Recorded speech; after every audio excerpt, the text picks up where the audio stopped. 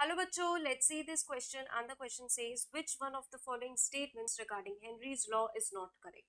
तो बच्चों क्वेश्चन में कहा गया है कि इन चारों स्टेटमेंट में से ऐसा कौन सा स्टेटमेंट है जो हेनरी लॉ के अकॉर्डिंग करेक्ट नहीं है।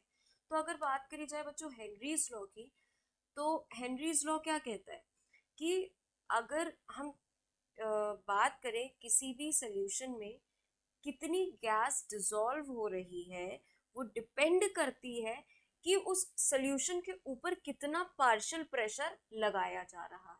ये हमारा हेनरीज लॉ होता है। अगर बच्चों ए ऑप्शन में देखें तो यहाँ पे लिखा है different gases have different K H values at same temperature. ये बात बिल्कुल ठीक है बच्चों कि हर गैसेस के लिए के एच की वैल्यू अलग होती है, क्योंकि जो के एच है वो डिपेंड करता है किस पे, नेचर ऑफ गैस पे।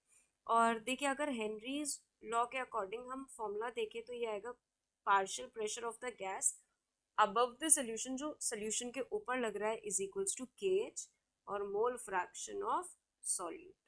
ठीक है, तो ए ऑप्शन तुम्हारा करेक्ट। बात करें बी ऑप्शन की, तो इसमें लिखा है higher the value of K H at given pressure higher is the solubility of gas in the liquid. बच्चों जो सॉल्युबिलिटी है, हम बात करें solubility of gas in liquid, वो इनवर्सली प्रोपोर्शनल होती है। देखिए एट अ गिवन प्रेशर, अगर प्रेशर बढ़ता बच्चों, अगर प्रेशर बढ़ता तो हम कह सकते थे कि के एच जो है, मतलब कि जो के एच है वो बढ़ेगा, यहाँ से भी दिख रहा है। और ये इनवर्सली प्रोपोर्शनल होता है solubility of gas in liquid के। तो ये इनकरेक्ट स्टेटमेंट हो गई, मतलब यही हमारा करेक्ट आंसर है। सी ऑप्शन में बोला है कि के एच जो है वो टेम्परेचर के साथ इंक्रीज होता है और फंक्शन होता है नेचर ऑफ गैस।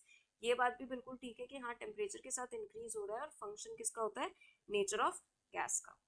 तो ये स्टेटमेंट हमारी करेक्ट हो गई।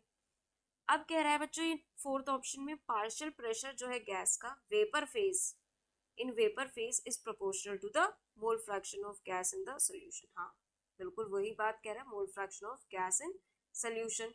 ये भी ठीक है, तो इनकरेक्ट स्टेटमेंट चूज करना था, तो बी हमारा करेक्ट आंसर है। I hope all of you understood very well. Thank you and best of luck.